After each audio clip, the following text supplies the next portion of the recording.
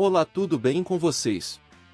Imagine ser um pesquisador e fazer uma descoberta tão absurda que te faz passar anos duvidando da calibragem dos equipamentos e da precisão das suas conclusões.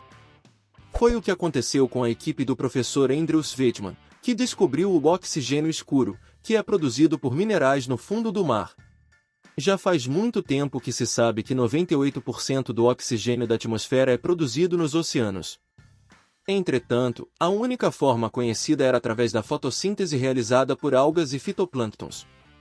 Como a fotossíntese depende de luz, as explorações das profundezas do oceano mostravam que nas regiões mais escuras a concentração de oxigênio dissolvido na água caía bruscamente. Mas não foi isso que Sweatman encontrou enquanto conduzia pesquisas no leito profundo próximo ao Mar do México para avaliar as condições de mineração profunda. Seus achados foram publicados nesta segunda na revista Nature Geoscience. No experimento, ele desceu uma pequena caixa a 4 km de profundidade e coletou água, solo e micro-organismos. Os cientistas monitoraram esse ambiente fechado, medindo conforme o oxigênio vai se esgotando ao ser consumido pelos micro-organismos. No entanto, Sweatman percebeu que, em vez de descer, a concentração de oxigênio subia em algumas caixas. A medição não parecia fazer nenhum sentido, já que não havia luz para fotossíntese. Em entrevista à CNN, ele contou: "Eu basicamente disse aos meus alunos, apenas coloquem os sensores de volta na caixa. Vamos enviá-los de volta ao fabricante e testá-los porque eles estão nos dando apenas besteira", disse Sweatman. E todas as vezes o fabricante respondia: "Eles estão funcionando. Estão calibrados." Foram 10 anos recebendo esse tipo de resultado até perceber que sua equipe devia estar deixando passar algo muito importante. Outras medições e coletas comprovaram: o oxigênio estava sendo produzido pela corrente elétrica que passava entre pequenos nódulos polimetálicos, que Sweatman chamou de bateria em pedra.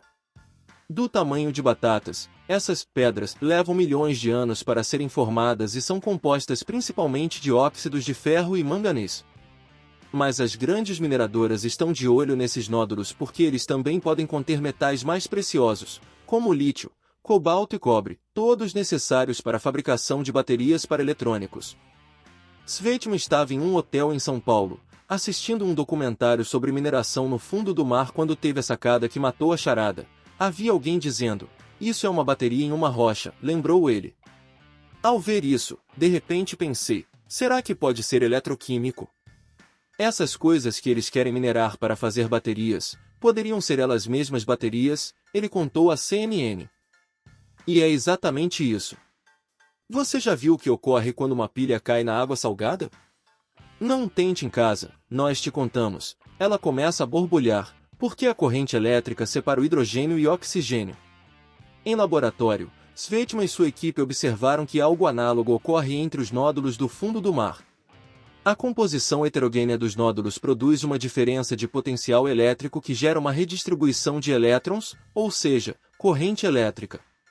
A corrente produzida pelos nódulos era de 1,5 volts, semelhante à de uma pilha a. O que isso significa para a história da Terra? Se comprovada, a descoberta pode mudar a forma com que vemos a história da formação de vida na Terra.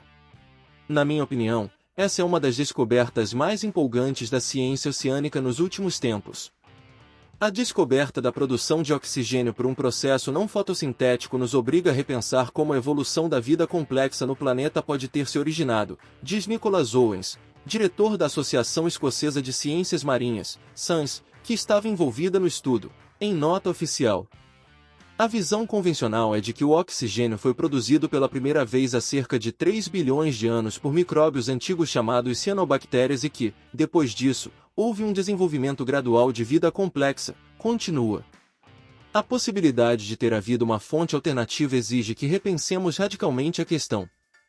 Essa descoberta mostrou que talvez houvesse outra fonte de oxigênio há muito tempo e a vida que respira oxigênio poderia ter persistido antes do surgimento da fotossíntese, e se isso está acontecendo em nosso planeta, poderia estar acontecendo em outros planetas também, afirma Sweatman em um vídeo da SANS.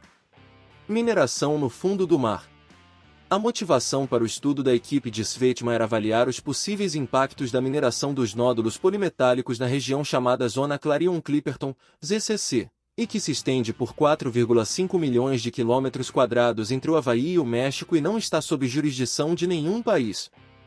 O Serviço Geológico dos Estados Unidos estima que existam 21,1 bilhões de toneladas de nódulos polimetálicos nas ECC, contendo mais metais essenciais do que as reservas terrestres mundiais combinadas.